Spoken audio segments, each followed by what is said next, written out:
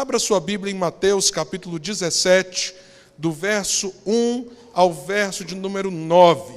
Nós estamos hoje encerrando esse período do upgrade, em que nós meditamos tanto sobre a glória de Deus. E temos a oportunidade de fecharmos esse conjunto de reflexões, a nossa devoção, desde a semana de oração, nossas devocionais diárias, nosso tempo com Deus, as mensagens de domingo, os encontros das candeias, olhando para aquele que a gente deve olhar, olhando para Jesus, mas tendo um olhar para o Jesus glorioso nessa noite. Nós não temos dificuldade de ver o Senhor Jesus como o Cordeiro de Deus que foi morto e humilhado. A palavra de Deus nos relata, inclusive para a gente ter o mesmo sentimento que houve em Jesus, porque Ele, sendo Deus, não julgou como usurpação o ser igual a Deus, antes se humilhou. Quando Jesus se fez homem e veio habitar nesse mundo, isso não foi uma honra para Jesus, isso foi uma desonra. Foi um esvaziar da glória que Ele tem. E por isso, para nós não é difícil vermos o Jesus na cruz, o Jesus colocado na manjedoura, o Jesus cravado de espinhos, o Jesus cuspido e humilhado. Porém, a palavra de Deus nos chama a, na sua humilhação, nós não perdermos a visão de que Ele é o Senhor da glória. E que apesar dele ter se humilhado por um tempo, Ele é o Deus Todo-Poderoso que se fez homem. Se nessa noite, no último movimento dessa nossa busca, nós olharmos para Jesus e vermos como Ele é glorioso, com certeza isso poderá impactar profundamente as nossas vidas. E não há um texto melhor para nós darmos essa olhada, abrirmos uma janela para ver Jesus na sua glória, do que Mateus capítulo 17, e você vai entender o porquê. Vamos então ler Mateus 17, de 1 a 9, o Monte da Transfiguração. 6 dias depois, Jesus tomou consigo Pedro, Tiago e João, irmão de Tiago, e os levou em particular a um alto monte. Ali ele foi transfigurado diante deles. Sua face brilhou como o sol, e suas roupas se tornaram brancas como a luz. Naquele mesmo momento apareceram diante deles Moisés e Elias conversando com Jesus. Então Pedro disse a Jesus: Senhor, é bom estarmos aqui. Se quiseres, farei 3 tendas, uma para ti, uma para Moisés e outra para Elias. Enquanto ele ainda estava falando, uma nuvem resplandecente os envolveu, e dela saiu uma voz que dizia: Este é o meu filho amado, de quem me agrado, ouçam-no. Ouvindo isso, os discípulos prostraram-se com o rosto em terra e ficaram aterrorizados. Mas Jesus se aproximou, tocou neles e disse: Levantem-se, não tenham medo. E erguendo ele os olhos, não viram mais ninguém a não ser Jesus. Enquanto desciam do monte, Jesus lhes ordenou: Não contem a ninguém o que vocês viram, até que o Filho do Homem tenha sido ressuscitado dos mortos. Senhor, abra os nossos olhos para vermos o Teu Filho cheio de majestade e glória. Abra os nossos olhos para percebermos que atrás daquele que se fez homem e se humilhou, e que apareceu como figura humana, de um modo tão comum aos olhos humanos, que a Tua palavra diz que nós não veríamos formosura nenhuma dele, nada que nos atraísse, mas que nós possamos olhar atrás dessa ação de se humilhar e ver a glória que o Teu Filho tem desde toda a eternidade. Abra a nossa percepção, e ao fazer isso por nós, Senhor, que o Senhor mova o nosso coração nessa noite, a sabermos, diante dessa verdade, o que devemos fazer e quem devemos ser. É a nossa oração, Senhor, em nome do Teu Filho Jesus. Amém. O texto começa dizendo 6 dias depois. E é muito importante quando a gente lê um texto bíblico que começa com alguma referência anterior, a gente ir lá atrás e tentar descobrir do que se trata. Se você abre a Bíblia no capítulo 16 de Mateus, você vê que Jesus saiu com seus discípulos para um retiro, ele passou um tempo fora com eles. Nesse retiro, Jesus chega para os discípulos e pergunta: quem o povo diz que eu sou? E os discípulos dizem: olha, Senhor, alguns dizem que o Senhor é Jeremias, outros acham que o Senhor é Elias, outros creem que o Senhor é um dos profetas antigos. E aí Jesus vira para eles e diz: mas e vocês? Quem vocês dizem que eu sou? Quem eu sou para vocês? E Pedro, que é esse camarada, não é sempre arrojado, que errou tanto, mas sempre por ação e dificilmente por omissão, Pedro então toma a dianteira e fala em nome dos discípulos: tu és o Cristo, o Filho do Deus vivo. Essa afirmação, ela tem, diríamos assim, duas verdades muito importantes sobre a pessoa de Jesus. Primeiro, ele é o Cristo. Pedro está dizendo: o Senhor é para nós aquele que foi prometido desde os tempos antigos. O Senhor é aquele que lá em Gênesis 3,15 está dizendo que pisaria a cabeça da serpente. O Senhor é aquele que, como Abel, o sangue foi derramado. O Senhor é aquele que Moisés disse sobre o Senhor, que viria um libertador muito maior do que ele. O Senhor é aquele que Jeremias profetizou a seu respeito. O Senhor é aquele que a Escritura do Velho Testamento pré-anunciou que nasceria em Belém. O Senhor é o Cristo, o enviado de Deus. Essa é a primeira parte da resposta. A segunda parte é: mas o Senhor não é apenas o Cristo. O Senhor é o Cristo e o Cristo é Filho de Deus. E aqui nós temos uma implicação muito importante. Hoje, o termo Filho de Deus é um termo que se aplica, todo mundo olha e diz assim: isso se aplica a qualquer um. Às vezes alguém está passando por um momento de dificuldade, pede o favor de outro e diz assim: eu também sou filho de Deus. Mas na época, dizer que você era filho de Deus é dizer que você é da mesma essência de Deus, de que você é da mesma natureza de Deus, então você é Deus. E Pedro diz: o Senhor é o Cristo. E o Cristo é o Filho de Deus. O Cristo é Deus conosco, é Emanuel, é Deus encarnado. Jesus vira para ele e diz assim: olha, Pedro, não foi a carne nem o sangue que te revelaram isso, mas foi meu Pai que está nos céus. E aí Jesus começa a falar: por eu ser o Cristo, é necessário que eu vá a Jerusalém, padeça na mão das autoridades e ressuscite ao terceiro dia. O mesmo Pedro que fez uma declaração tão tremenda que o Pai revelou ao coração dele, vira para Jesus e diz assim: tem piedade de ti, Senhor, isso nunca vai acontecer. E ele ouve de Jesus uma repreensão que nenhum de nós gostaria de ouvir. Jesus vira para Pedro e diz assim: arreda de mim, Satanás. E aqui tem uma lição muito preciosa para nós.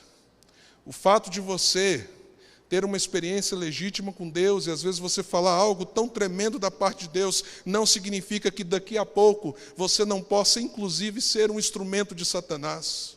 Daí nós vigiarmos a nossa boca, a nossa vida, a nossa jornada, a nossa caminhada, porque o fato de Deus estar processando coisas tremendas em nós não significa que nós não estejamos vulneráveis à nossa própria carne e ao diabo.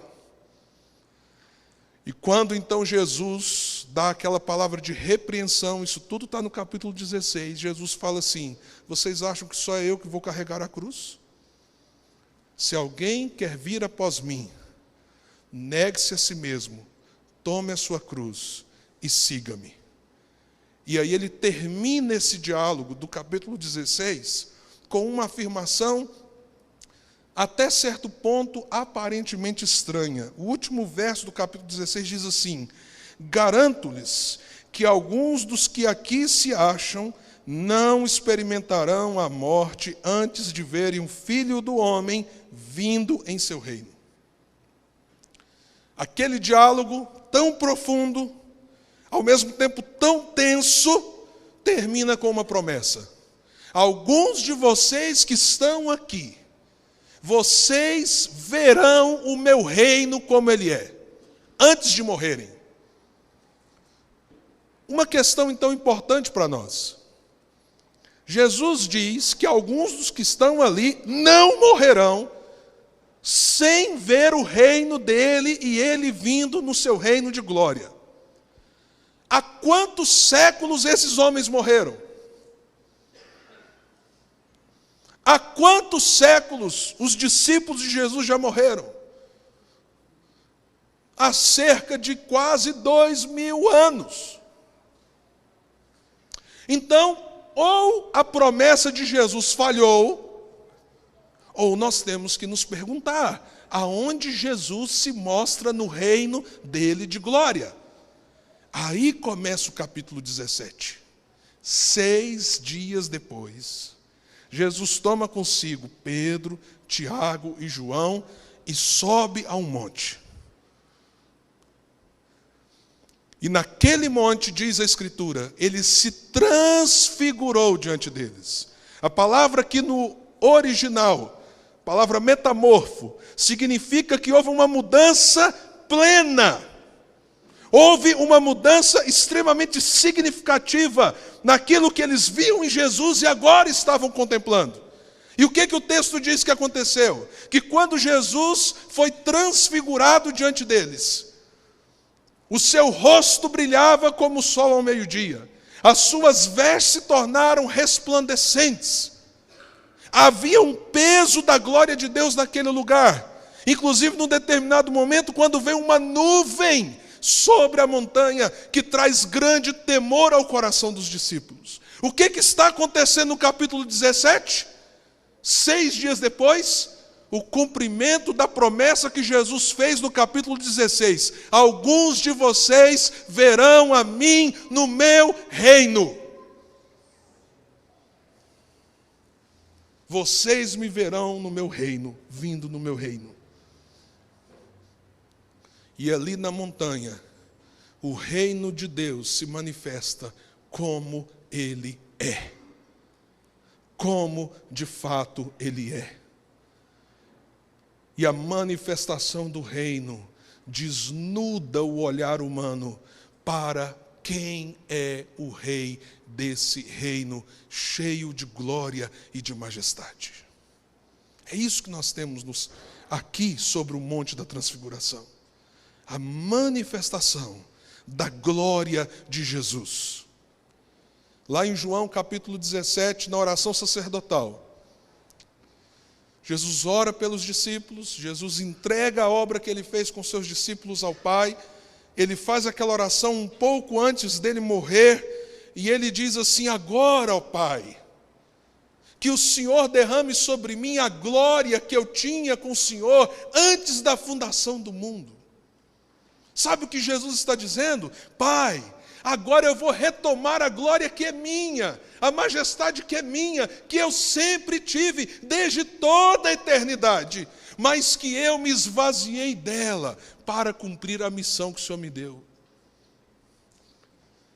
Se pudéssemos ver Jesus antes de seu nascimento, da Virgem Maria, nós veríamos um rei cheio de glória e majestade. Se pudéssemos ver Jesus agora, na presença do Pai, porque a Bíblia diz que ele subiu aos céus, está sentado à direita do trono de Deus, de onde ele intercede por nós. Se os nossos olhos se abrissem agora, se o céu se fendesse e víssemos Jesus, nós viríamos então o Senhor Jesus, Rei da glória, cheio de majestade. E se pudéssemos então pegar uma asa e voar na eternidade, séculos e séculos e séculos à frente, o que veríamos? O Jesus glorioso e eterno. Por um tempo ele se esvaziou. E aí é muito interessante o que um dos teólogos reformados afirma sobre essa manifestação da glória de Jesus quando ele esteve nesse mundo.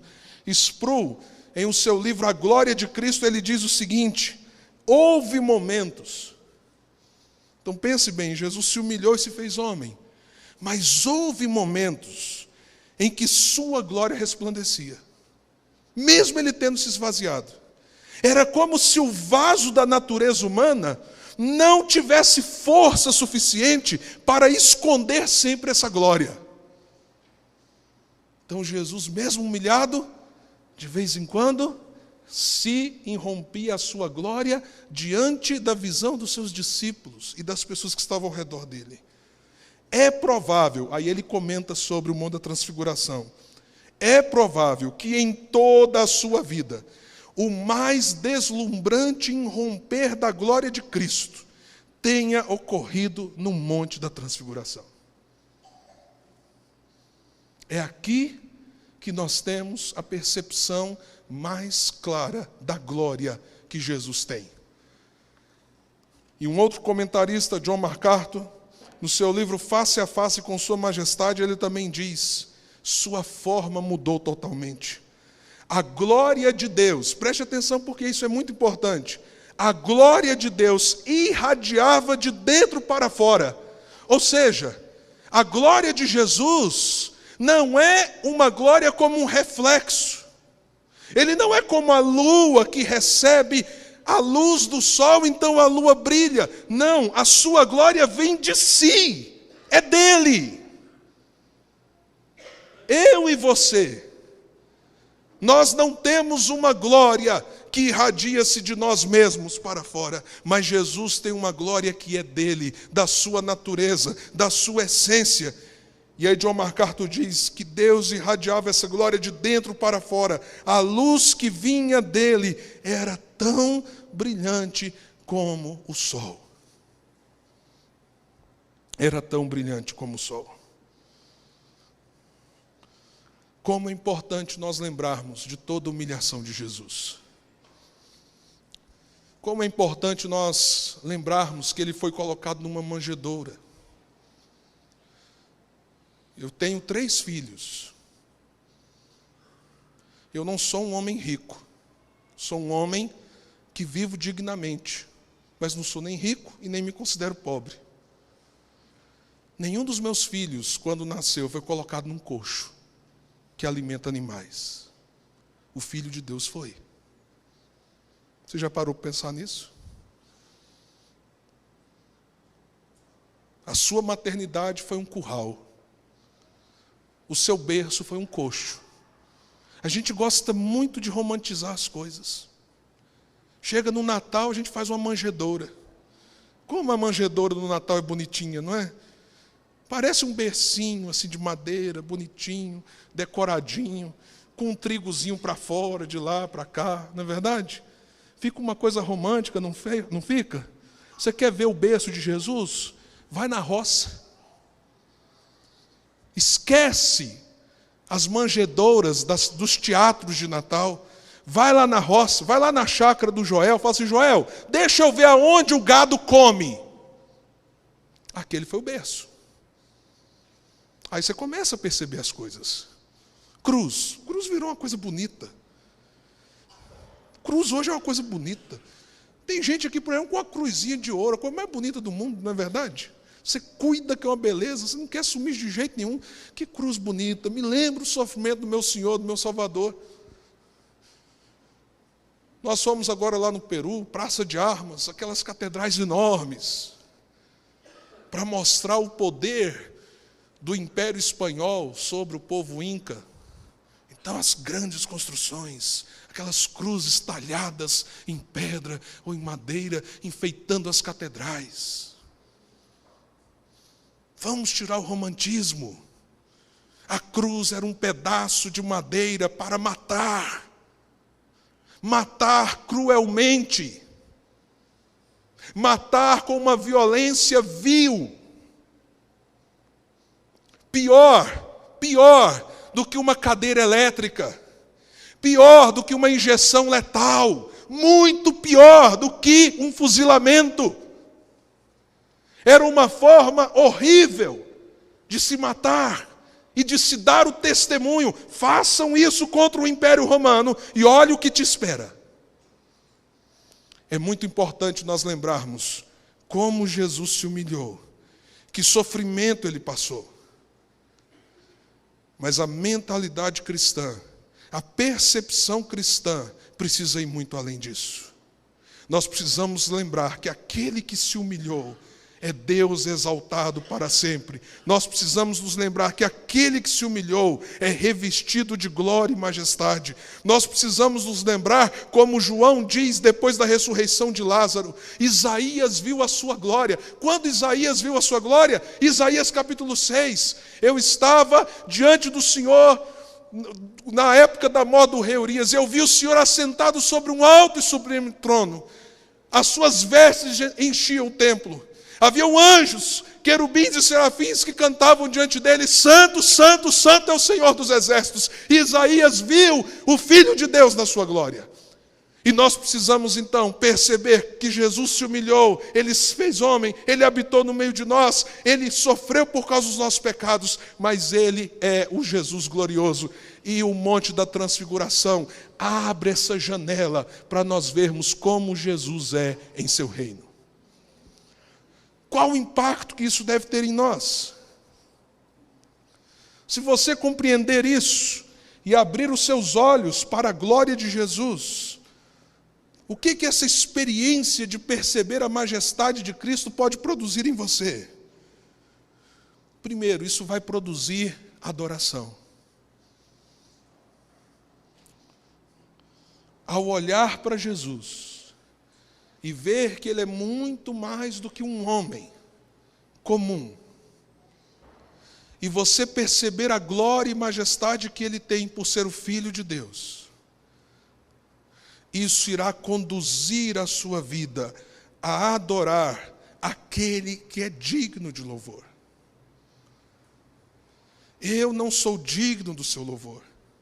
As pessoas que estão ao seu redor não são dignas do seu louvor.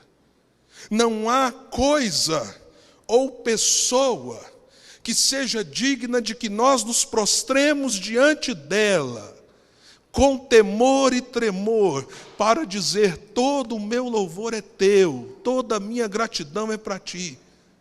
Não há ninguém que mereça isso entre os homens. E não há coisa alguma que mereça essa glória, essa manifestação de adoração da sua parte. Mas aquele que se assenta no trono e ao Cordeiro, seja o louvor, a honra, a glória, a sabedoria, o poder, pelos séculos dos séculos, diz a palavra de Deus. Se você entende a glória que Jesus tem, seu coração se rende a Ele em adoração. Quando os discípulos estão ali no monte, tomados por aquela visão da majestade, eles caem ao chão. Pedro se levanta e diz: Ah, Senhor, é bom estarmos aqui. Como é bom estarmos aqui. Há uma diferença da glória de Deus para qualquer outro tipo de glória. Todas as glórias humanas são altamente destrutivas. Se você ganha muito dinheiro e o seu coração está no dinheiro, o problema não é o dinheiro, é o seu coração nele. Porque você percebe no dinheiro uma glória. O dinheiro te dá um poder, o dinheiro te dá uma influência, o dinheiro te dá uma possibilidade de se diferenciar dos demais. Se o dinheiro faz isso com você, você precisa de mais dinheiro, e de mais dinheiro, e de mais dinheiro. E quando você tem mais dinheiro, e mais dinheiro, e mais dinheiro, você está morrendo em si mesmo. Se você busca uma carreira que lhe traga sucesso, reconhecimento, e você começa a galgar esse reconhecimento das pessoas, e as pessoas começam a te aceitar por causa dos títulos que você tem, e a honrar você por causa da sua posição social, e essas coisas vão crescendo na sua vida. O que você precisa? De mais aprovação, de mais aprovação, de mais aprovação. E se você tiver mais e mais e mais aprovação, você destrói sua alma.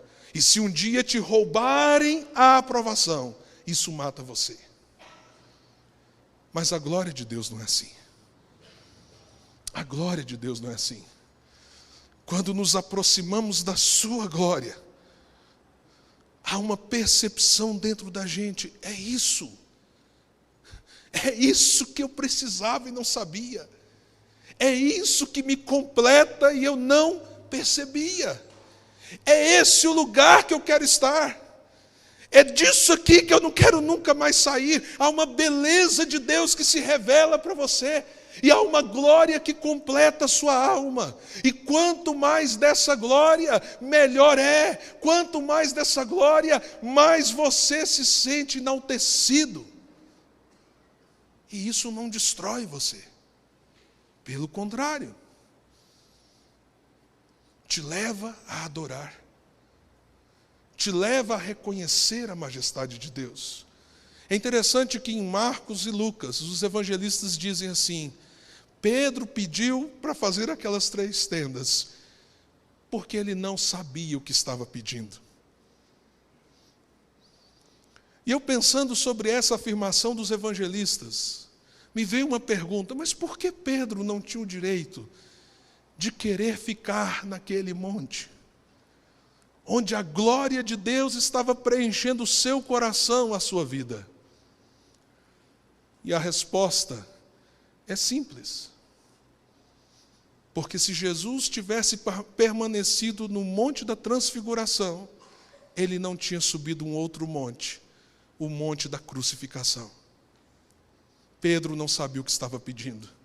Ele queria ficar ali, diante da majestade de Deus, mas ele não entendia que aquilo era apenas um sinal de uma glória que Jesus tem eternamente.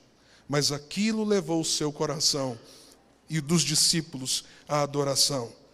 Mas se nós olharmos para a glória de Jesus, além de adoração e temor diante dele, nós teremos consolo. O texto diz que então a nuvem da glória de Deus tomou aquele lugar. E o pai disse em relação ao filho: este é o meu filho amado, a ele ouvi. Isso foi algo tão marcante que nós vemos Pedro citando isso na sua 2ª carta. Eu não me esqueci da experiência real que tive quando no Monte Santo ouvi a voz que falava em meio à majestade: este é o meu filho amado, a ele ouçam. Mas quando a glória do Senhor vem sobre o monte, diz a Escritura que os 3 discípulos caem com o rosto no chão. E há uma palavra muito forte para o sentimento que eles tiveram diante da glória e da majestade de Deus ali no monte. Eles ficaram aterrorizados. Aterrorizados. Quando nós vemos a glória de Deus, sua majestade, nós também vemos que, como por um espelho, nossa pecaminosidade, nossa incapacidade de nos aproximarmos dele como ele é santo. Mas o que diz o texto? Que de repente a nuvem passou, Jesus veio, colocou a sua mão direita sobre os discípulos e disse: não tenham medo. Não tenham medo. O texto que eu citei agora há pouco de Isaías capítulo 6. Isaías vê a glória de Deus, vê os anjos dizendo uns para os outros: santo, santo, santo é o Senhor dos exércitos, a terra está cheia da sua glória. E aí o que Isaías faz? Ai de mim, Senhor, porque eu sou pecador e habito no meio de um povo de impuros lábios, e eu vi o Rei da glória. Mas o que acontece? Um anjo toma uma brasa com uma tenaz e toca a sua boca e diz: essa brasa purificou você. Deus nos chama a vermos a sua glória, não para sermos destruídos diante da sua majestade. Deus nos chama a ver a sua glória em Cristo Jesus, porque a glória de Deus, apesar de nos humilhar por sermos pecadores, ela é fonte de consolo para a nossa vida. Somos consolados. A voz de Deus nos diz: não tenham medo. Somos consolados, porque ao olharmos para o monte da transfiguração, vemos o reino tal como ele é. vemos o reino, aquele reino que nós aprendemos a orar, como Jesus disse: Pai nosso que estás no céu, santificado seja o teu nome, venha o teu reino. Quando oramos, venha o teu reino, é esse reino de glória que está por vir. E quando nós olhamos para o futuro, se Cristo é o Senhor das nossas vidas, se Ele é o Rei das nossas vidas, é para esse reino de glória que estamos indo. E é por isso então que em Apocalipse 21, quando nós temos a declaração do novo céu e da nova terra que nos aguarda, que a palavra de Deus então nos diz que Ele enxugará dos nossos olhos toda lágrima. Não haverá pranto, nem dor, nem luto, porque as coisas antigas já passaram e tudo se fez novo. Mas Apocalipse 21 também diz: e não haverá nem vela, nem candeia, nem sol, porque o Cordeiro de Deus iluminará a nossa habitação, a nossa futura cidade. A glória resplandecente de Jesus será a luz que nos iluminará por toda a eternidade. E isso deve consolar o nosso coração. Isso deve nos dar um senso de missão, além de adoração e consolo. Se eu pertenço a Jesus, se Ele é o Senhor da minha vida, e a mensagem que eu tenho nos meus lábios e através da minha vida é: arrependam-se, porque o reino de Deus está perto de vocês. A minha vida, então, está envolvida no maior projeto de toda a história, que é a manifestação do reino de Deus sobre essa terra. Eu fui chamado por Deus. Eu estava no império de trevas, eu estava morto nos meus delitos e pecados, mas Ele me transportou do império das trevas e me levou para o reino do Filho e do seu amor. Você que não era povo, agora é povo. Você que não tinha misericórdia, você agora alcançou misericórdia. Você é sacerdócio santo, nação santa, povo de propriedade exclusiva de Deus, a fim de proclamar as virtudes, a glória daquele que te tirou de onde você estava para o reino de luz.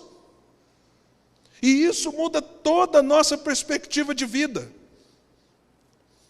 Quando nós percebemos a qual projeto nós participamos.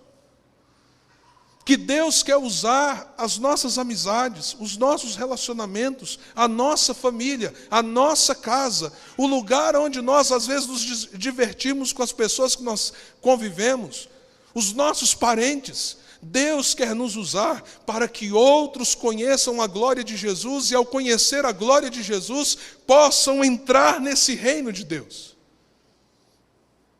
E esse é o chamado das nossas vidas.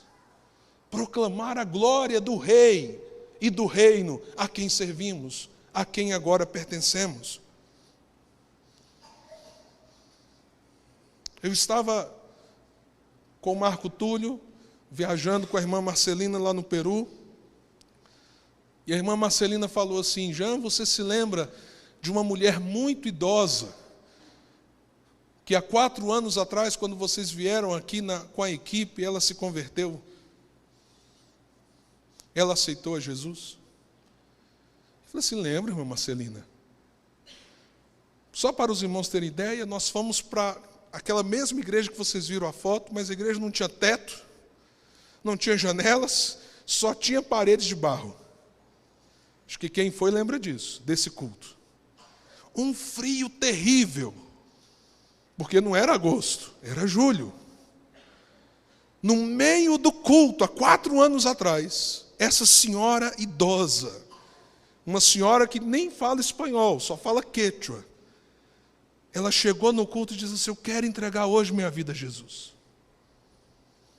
Nós paramos aquela celebração, trouxeram aquela mulher à frente, nós oramos por ela.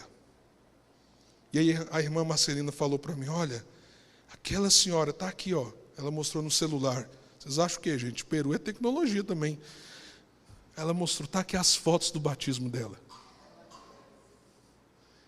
Aí eu falei assim, quase que eu perguntei, quase que eu dei uma rata, como diz o pessoal, né? E quando que ela morreu? Aí antes de eu perguntar quando ela morreu, ela falou assim: não, e ela está lá na casa esperando uma visita de vocês. Meu Deus do céu, há 4 anos atrás a mulher já tinha uns 100 anos. E nós fomos lá. Chegamos lá, aquela senhora, encurvada, sentada no chão. Se ela parecia velha naquela época, imagine agora.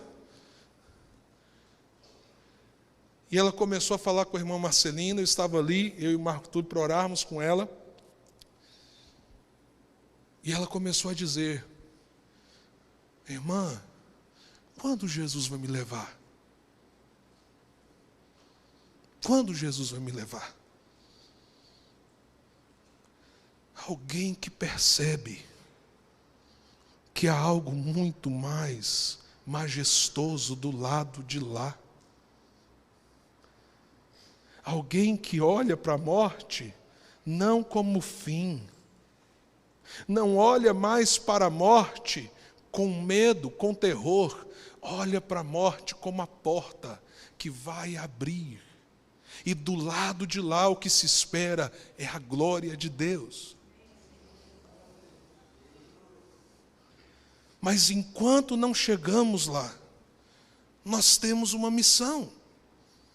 Eu não sei se você vai viver o tanto que aquela mulher está vivendo. Mas eu sei que os seus dias, o Senhor os conhece todos. A Escritura diz no Salmo 139 que Deus conhece todos os nossos dias.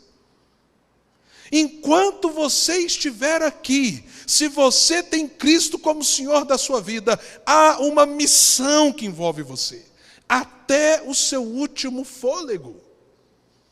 Antes que a porta abra, antes que as promessas venham até você, antes que a glória lhe tome por completo e glorifique a sua vida, antes disso, há uma missão.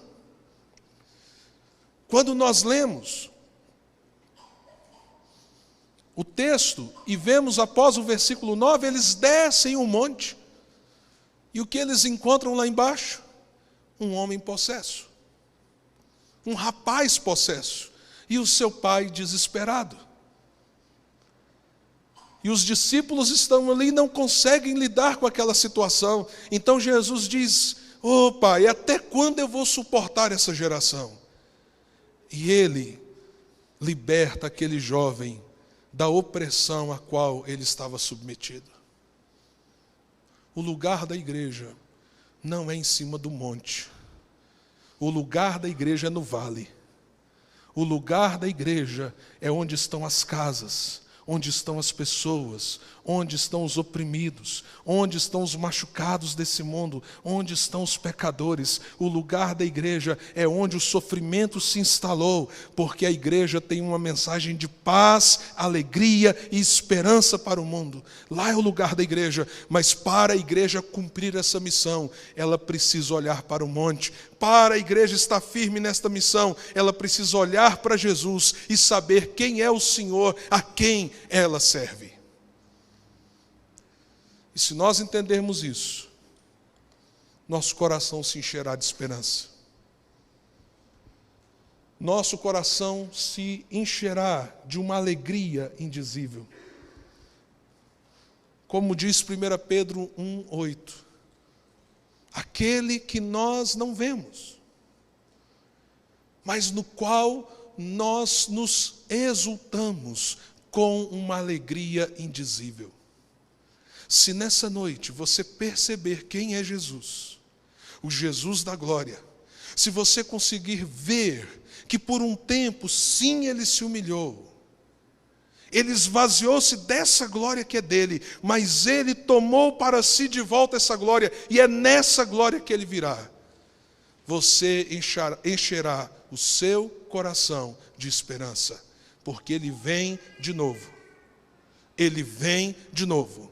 E ele não virá como servo humilhado, ele virá como Senhor de glória e majestade. E nós o aguardamos, dizendo: Maranata, ora vem, Senhor Jesus. Curve sua cabeça. Nós começamos esse mês orando como Moisés. Peço-te, Senhor, mostre-me a tua glória. E diante dessa palavra que finaliza esse tempo de reflexão, de busca, eu quero te encorajar a fazer a mesma oração. Peço-te, Senhor, mostra-me, Senhor, a tua glória. Abra os seus olhos para ver a majestade do Filho de Deus. Abra os seus olhos para ver Jesus, o Rei majestoso, cheio de glória e de graça. Curva a sua cabeça e fale com Ele.